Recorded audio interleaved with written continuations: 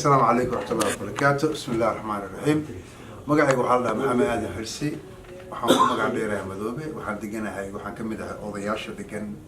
مقالة إدمنتون ألبرتا إن runtiin halkan waxaan isugu nimid inaan ka hadalno dhibaatada naga haysata wadankani North America iyo Europe iyo meel walba Soomaalida ka haysto. Halkan waxaan u joognaa xoogaa inaan wacyigelin iyo sida aan u maleynay aan ku toosi karno ama xuquuqdeena aan ku raadsan karno inaan ka hadalno. Marka waxaad u maleysaa noloshii aan kusoo kornay waagi horena waardiyeyn jirtay kulligeen baan soo waardiyeysay oo na ilaalisay waxay ahayd faamilada deriska ah ama way saaqoon jireen wiil walba meeshuu ka yimid iyo gurigu degan yahay iyo aabihiis iyo hooyadiisa waa la yaqaanay oday walba waa la yaqaanay reerkiisa xaaskiisa kulli waa la yaqaanay marka qofka meel markuu marayo wiilkaasi waxyaabo badan wuxuu ka xishoon jiray aqoonta dad kale yaqaanaan oo leeyahay waryaa adiga in hebel baad ahayd maxaa samaynaysaa hadda marka aniga North America markaa imaanay waxay noqotay nin boo naftaa nebi oo ummadda waxaa jirta aniga dad badan oo aan isgaranayna magaaladan ugu yaraan majority waa aqaana dadka degan odayaasha ah laakiin hal mid common aan ka wada nahay caruur dhalina ma aqaano caruur aniga dhalina ma yaqaano xaaskiisa ma aqaano xaaskayga ma yaqaano because dadkii malaha meelay isugu yimaadaan oo get together ku qaataan meelay isku bartaan ma yaqaanaan marka anigu waxaan qabaa haddii aqoontaasi ay jiri lahayd xataa kuwa aniga ii dhow oo aan maalin walba telefoon ku wada hadalno oo aniga ii dhow qaar waa biiga fog yihiin oo waxaa laga yaabaa inaan isnaqaano laakiin xiriir aanan lahayn laakiin kuwii ii dhowaa oo aan subax walba aan isla hadalno weligood gurigooda ma tegin gurigayga maysan imaanin meel iskuumayn imaanin anagoo wadna xaasaskeena meelo muqaayada maana soo fariisanin caruurta anagoo wadna maysan soo fariisan marka qofba qofka kale ma yaqaana maaha marka waxay la tahay xoogaa yar waa saaxiibtinimo oo fake ah Donald Trump wuxuu dhahaa fake news waxay u ogtahay inay tahay fake oo friend inay tahay friendnimo ma jirto marka xoogaa arrintaas waxaan jeclaan lahaa inaan aan sameyno sidii aan isku baran lahayn si aan caruurta isku baran lahayn sidii aan isku baran lahayn faamilada sidii aan mar walba isaga wacdin lahayn si taqaana oo anaga dhan is haysano marka issuegaasaan rabay inaan intaa ku darsado halkaasaan uga baxaya taasna waxay noo keenaysaa haddaan helno meelo annaga aan isugu wada nimaan inaan isugu wada imaan karno marka wassalaamu calaykum waraxmatullah السلام عليكم aniga magacayga waxaa la yiraahdaa Cabdiraxmaan Cabdullaahi Maxamed waxaan ka mid ahay Somali community oo degan Edmonton community activist na waa ahay oo waa la shaqeeyaa community badan aan la shaqeeyaa marka arrimaha laga hadlayo ah waalidka aan isaysan ama kala daad macnaa gurigii oo dhibaato ka jirto iyo caruurtii oo banaanka ku dhimanaysa walaalkay Jibriil hore uga hadlay arrinta waalidka dib ugu noqonayo annaga markaan wadanka imaanayna ma qorsheysnayn ma dhisnayn wadankan dad la qabsan karo waa ka dambeeyay waxaan ka dambeeyay aqoon ahaan aan ka dambeeyay dhaqaale ahaan waa ka dambeeyay dadka imaanaya immigrantska sida walaalkeen Cabdirashiid uu sheegay dhalinyarada eegana waxaa jira waxa la peer pressure oo culays saaran oo ardayga galaaska la fadhiyo sidoo uu yahay inuu ka hadlaan ramaan marka tiina ma jirto marka aniga waxaan ku darayaa kaliya waxay tahay arrinta dhibaatada dhalinyarada hayso oo ah oo guriga ka timid asalkeeda laakiin inaysan isku mid ahayn hal dhib inuusan ahayn inaysan laba dhib ahayn dhibabkii inuu fara badan yahay marka hal mid kamid ah aan soo qaadanayo caawada oo ah caruurteena markii 16 jir ama 15 ama 16 jir ay yihiin waxay la soconayaan ilmo ka waaweyn oo 20 jir ah waa hal problem kaliya waa meeshaas mushkil ka imaanaysa markaas marka waxay dhahaan wiil aan la kulmay oo xabsi ka soo baxay mar aan la sheekaysanayay wuxuu yiri dhibaatadeeda ugu weyn waxay iga timid anigoo 16 jir aan waxaan la socon jiray 22 jir caruur ah oo aan community keen waxay doonaan igu sameyn jireen macnaha waxay shaqadooda doonaan ii dir jireen oo qaban jireen ilaa markii dambe crime aan dambi aan galo dambigaas dambi kale isii geeyo ilaa iyo 15 sano aan routinekan ku jiro wiilka marka da'diis waxaan leeyahay rafli hadda inay tahay in dhowr 30 jir inuu yahay marka dhibaato waay taasna waxaa asalkan u ah dhaqaala u ah asalkeedan waxaa waay aqoon daraan u ah marka ani waxaan dhihi lahaa kow Somali community mushkilad ma laha numberka community-ga ha bato ha noqdo 10 ha noqdo 30 ha noqdo 40 mashaakil ma laha laakiin waa inay keenaan ama provide gareeyaan community-ga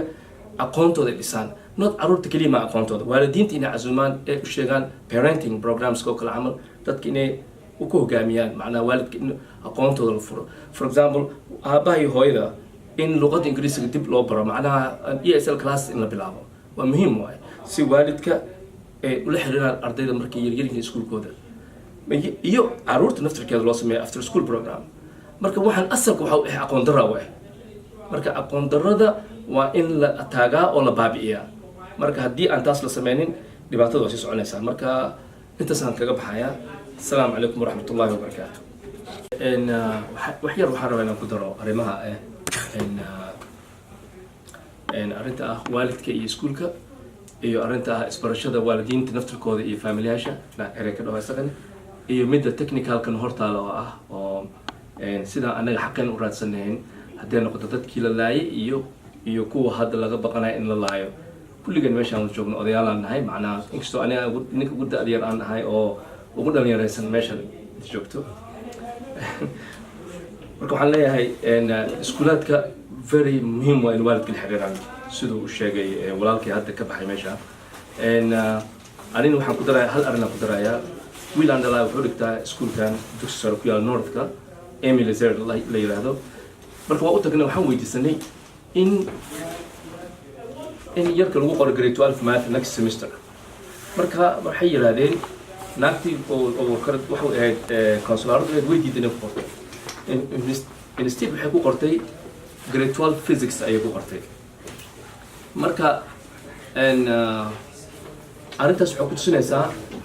consularada inay ka shaqeynayso inay wiilka inaanu success uusan gaarin inuu dhaco macnaha haddii xisaab lagu qoro grade 12 cunuga waxay keenaysaa inuu success noqdo macnaha xisaabta in la qaato marka hore kadib physics la qaato waa marka issue noocaas oo jira oo very technical oo loo baahan waalidiinta inay fahmaan sequencing koorsooyinka loo qaadanayo in lala xiriiro loo baahan yahay taas waa midda kaleentood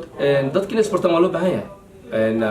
muhiim way tahay siduu sheegay walaalkay madoobe uu dhahay in familigan kale u barto beriga hore waxaan ahayn hal society oo homogeneous ah oo meel wada degan oo Soomaali la yiraahdo hadda laakiin waxaan dhex deganaa dad badan aan dhex deganaa ma isku dhaweyn horta way dhib badan tahay intaas la helo laakiin in laga shaqeeyo oo meelaha isugu nimaadna waqtiyada samarka oo kale macnaha winterka meel isugu yimaado ma jirto oo barbecue sameeyna hadda caqood oo kale organizationkiisa takalus oo kale institute oo hadda ka shaqeynaya arrintan inay organize gareysa samarkii like 3 ilaa 4 events oo kale anaga isugu nimaadno oo reeridhan isugu keeno si isku wada bartaan muhiim waayada naftirkeeda taas xal ay noqon kartaa arrinta kale ugu dambaysa oo ah oo sideen ku helna xaqeen ku raadsanaa aniga waxaan ku raacsanahay sida Jibriil uu sheegay inaan helno horta aniga legal advice horta waxaan very technical ay noqdeen hadda wax markay technical noqdaan waxay u baahan yihiin aqoon oo deep u baahan yihiin ahashi marka aqoonta inta ka raadsanaysaa marka waa run constituency-ga ninka laga doornaa inaad la xadishid oo adiga waxaa jeceshaana u sheegto waa sax waa wax jiro waa laakiin kaas kaliya enough ma noqonayso marka adiga anagana as a community inaan qayb sameyno waa marka dad wax ku marmarsoonaa community waa farbadan yihiin run waa farbadan yihiin waa weakness waa xoogin dhan uu kala fararsan yahay lama diidana laakiin haddii aan sameyno like community walba oo aan sameyno issue ah like let's say community A, community B, community C inay soo saaraan guddi oo la isku wada keeno oo u doodaya arrimahan hadda naga dhibaatada naga haysto caruurta la laaya in la sameeyo taas see lagu sameynaya I think maskax la isku keeno round table hala fariisto laga wada hadlo waa imaanaysa ayadana see tan u timid taasna u imaan doontaa hadduu ilaahay yiraahdo marka aniga marka waxay la tahay inaan legal advice inaan raadsano sida dowladda xaqeen ugu qaadan lahayn haddii ay tahay booliiska inuu diidan yahay inuu lacag bixiyo inuu xaliyo wiil Soomaali la dilay wiilkan Soomaaliga la dilay reeraha dhala reerkaas qiimo weyn u leeyahay haddii ay qiimo u lahayn anaga dowladda u sheegnaa marka waxaan leenahay dowladda waxaan weydiinaynaa Canada especially magaalada deganaa Edmonton iyo mayorkeeda iyo booliiska waxaan leenahay okay caruurtii la dilay oo la laayay oo maxay ku dhimaatay arrintooda macnaha saas ma uga wada aamusaynaa so that means wax qiimo ay leeyihiin ma jirto miya caruurteena anaga then waxaan weydiinaa su-aashaan weydiinaa waxay tahay haddii oo arrintan oo mayorka oo xaq oo chance u helaa inuu maqlo ama taliyaha booliiska hadduu maqlaa waxaan leenahay inta caruur oo Soomaali la dilay arrintooda maxaa loo xalli waaya macnaha caruurta soomaaliyeed wax qiimo ay leeyihiin ma jirto miya? please iga jawaaba su-aashaas. thank you. السلام عليكم ورحمة الله وبركاته. مقعي عبد الولي داير فارح. waxaan ka mid ahay community-ga degan Edmonton oo haddana caruurta ku leh magaalada. marka waxaan rabaa inaan wax yar ka taabto dhibaatadana haysata ase community ahaan iyo dhibaatada caruurteena ku dhacaysa. baan rabaa wax yar inaan ka taabto. waxaa jirta in muddooyinkii u dambeysay caruur badan lagu laayay magaaladan, ama siday doontaba ku dhacdee waxay muhiimaddu ahayd in la baaro, community-yadu ka daba hadlaan. ma aanu helin midaas. sababta ay ku dhacdayna kolaytaba wax xil xoog la iska saaray anigu malaynayo inay jiraan. community-diina nin walbaba xoogaagiisaas meesha uu furtay buu ka daba ordayaa keliya ee wax xoog leh ma u saarin siday aniga ila tahay weeye. marka problemkaana haysta waxa uga bixi karno waxay ila tahay aniga in layswaraysto marka hore oo laysu yimaado oo la taabto meesha boogto ay tahay. haddii aan la ogaanin meesha boogto ay tahay wax hagaagaya ma lahan. markaas kabacdina loo saaro dad ka daba orda arrintan, sababtoo arrintan waa soo jiitantay.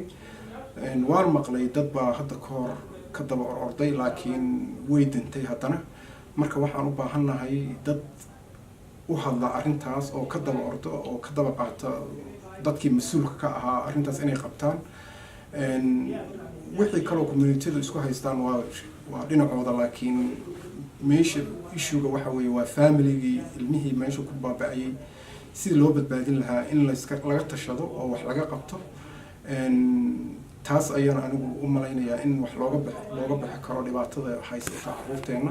oo loo sameeyo ilmihii laftigoodii laysdhexgeliya, iyagii laysdhexgeliya, laysbaro,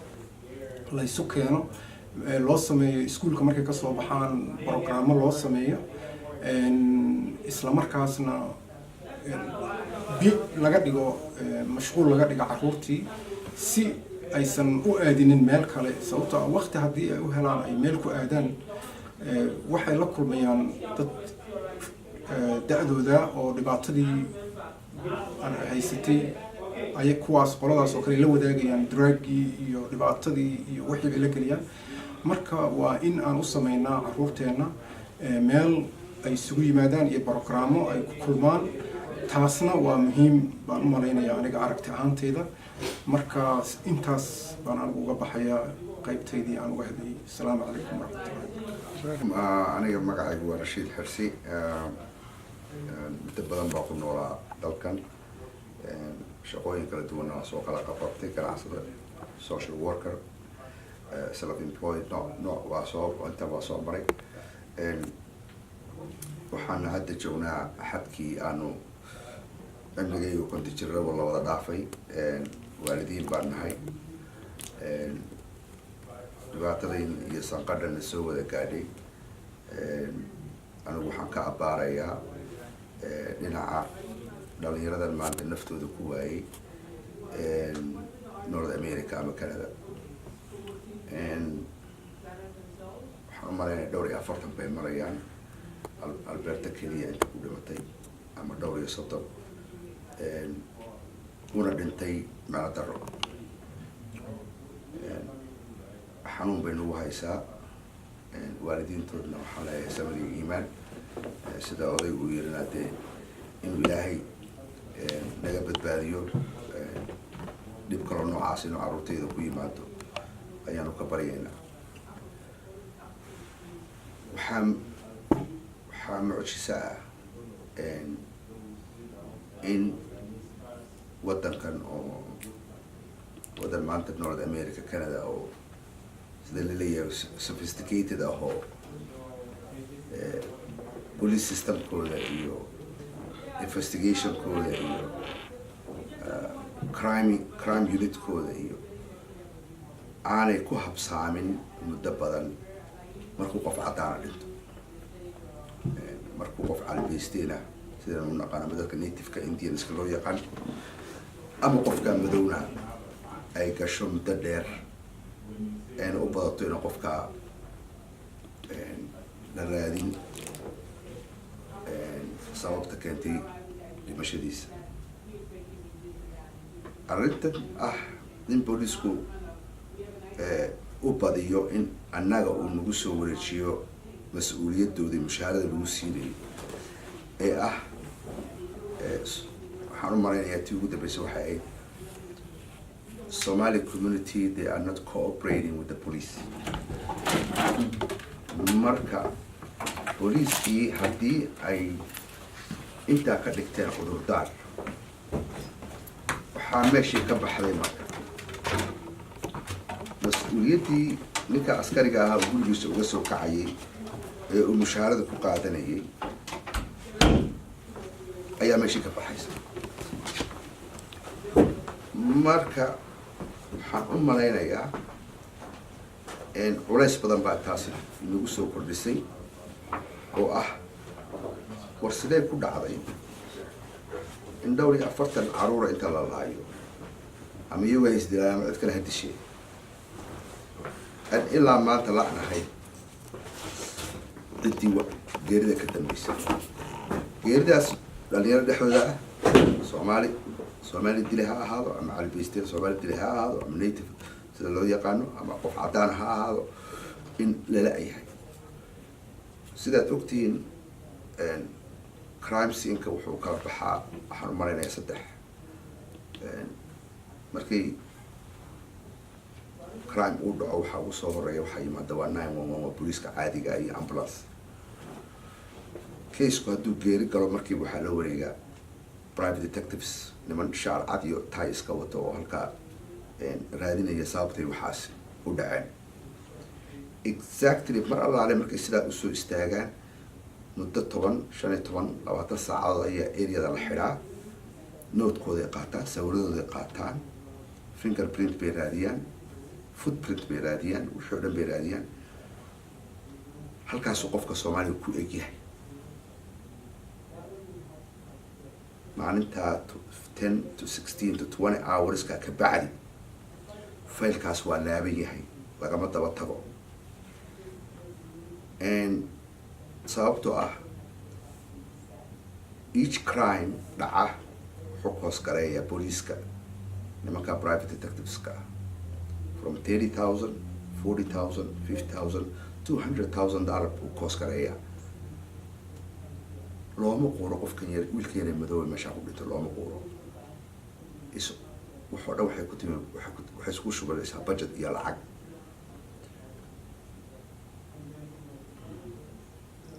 sidaad ogtihiin sanadkii dhaweyta dhexdhexaadkiisii dhowr iyo 30 gabdhood oo natives ayaa dhimanayay for the last 20 years. dhowr iyo 30kii waataad ogeedeen mudaharaad bay sameeyeen, hunger strike bay sameeyeen, lobby bay sameeyeen, constituency-kooday u tageen, local politicians-kooday soo garaaceen. hadda budget-koodii waa loo gudbiyey. already 3-4 gabdhood baan malaynayaa in already lasoo helay ciddii laysay. haddii ay Soomaalideennii aynu ka dhignay wixiiba labo war wiil baa la dilay ha lagu soo tukado waa lagu kala tegay waalidkii ilmuhu ka dhintay Allah u naxariisto ayaa ugu dambaysa. qaar baa jirada ilaa hadda dadaalaya oo wax isla ka qabta geerida ku timi ilmahaaga. laakiin as a community waxaynan ogeyn vote-keenu markaad vote-ka bixinaysid reasons baad ku bixinaysaa vote-ka. xaafadeeda mandiif baa tahay, iskuuladeydii kan waxaan isleenahay bal sanadka soo socda marka ugu horeysa bal local governments kala dooranayo waxyaabaha ugu waaweyn culays kala saaray inay noqoto in local politicianskani ay ballan qaadaan inay caseska Soomaalida dhibka naga soo gaaray inay wax ka qaban doonaan. kuwa hadda kuraasida ku fadhiyana inaynu ula tagno issue-ga fadhiga laga kaco. hunger strike anigu ma faanayo, laakiin ilaahay ina yooma keenin wiilkayga haddii micno daro loo dilay oo ilaa hadda aan jawaab la'ahay city hallkaasaan gaajo u fadhiisan lahaa ama sidana soonta u naqaanaba boor baan qaadan lahaa wallahi dad beertaasaan fadhiisan lahaa ilaa la iiga jawaabo sababta iyo meesha wax ka dhacayn sidoo hadda odayga idin sheegay kamaradihii baanu haynaa maalin cad baabuurtii nimankii bunduqyada sideeta plate numberkoodii baa la hayaa ilaa hadda wax marka waxaa ugu wanaagsan aynu isleenahay bal hadda bal at least waaba dhaqdhaqaaq inaan bilowno in groupyo laysu qaybiyo group committees ka qayb gala issue-ga dhalinyarada dabagala crimekii ku dhacay issue-gan waalidiinta iyo bal dhibaatada familiga group kaloo dabagala oo mostly waxaan poverty-ga la yidhaahdo ama baahida badani markay qofku aan waxba haysan waa burburaa familigu carruurtana hadday poverty ku koraan waxyaaba badan bay u baahan yihiin waddankan ay joogaan kaba ay gashtaan ma goyn karno 200-300 dharkii waxay doonayaan waxaa jira waxa la yidhahdaa peer pressure ilmahan iskuulka tegaya ilmaha ag fadhiya wuxuu siduu weegyahay buu rabaa inuu ekaado jaakadiisuu rabaa surwaalkiisii buu rabaa wixiisii buu rabaa reerba reerku ka dhaqaale fiican yahay carruurtiina mashquul ka dhigo tutorin ha geeyo skating ha geeyo masaajidka ku xiro community-ga ku xiro wuu ka chance fiican yahay wuu ka opportunity fiican yahay ilmahaas taasina bal inaynu iyadana focus gooniya la saaro oo aynu create garayno bal environment carruurtii ay tagaan oo walow ay jiraan hadda community-yo sidaan anigu Toronto uga imiyo waxaan kaga imi iyagoo dhowr iyo 30 sii maraya community-daas markaan imi halkana waxaan jeclaa inay hal community ahaato laakiin halkana waxaan umalaynaya inay 10 dhaafeen baan umalaynaya kala furuqsanaantaasina dhibaatadaasay keenaysaa 70,000 iyo $100,000 oo fund inaad ka daba cararto inaad 100 community isu kala bixisaan oo meel aan gaarayn oo dhibaatooyin badan baan ugu soo arkay markaan Toronto joogaan sidii dadkii meel hay isugu yimaadaan oo bal community hala noqdo oo arki maysid mas-uul baan ka nahay arrintaa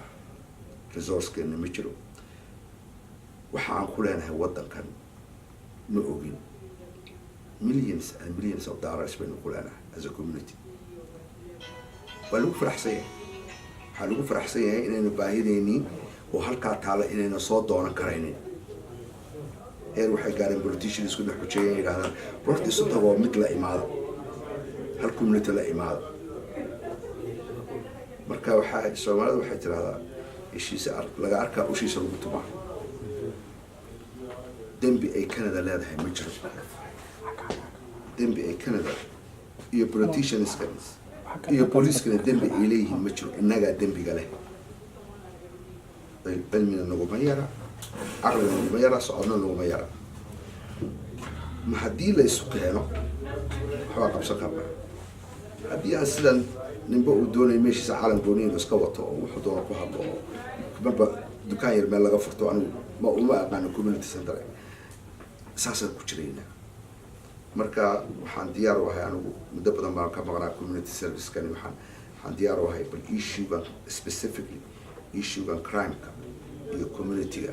inaan wax ka qabano marka in la isku xirnaado bal issue-gan aan bal dhibka annaga aan keensanay ee ah aynu garan kara la'aanahay inaynu wadadeena jeexano vote-keenu xisaabtamo politicians-keenu ay issue-gan wax ka qabtaan police-kani waxaan oo dhan waa pay mushahari weeye laakiin haddaanu arkaynin wax ka daba qaylinaya ama politician ha ahaado lawyer uma baahin lawyers wax kama qabtaan police issues-ka mainly nimanka si aad wax uga qaban karaa waa nimanka city halkaa fadhiya ee inagu aynu doorana politicians-ka arrintaa inaynu iyadana dhex galo wasalaamu calaykum insha allah bal shirarka dambana isugu iman doonaa bal wixii kasoo baxana waa raadin doona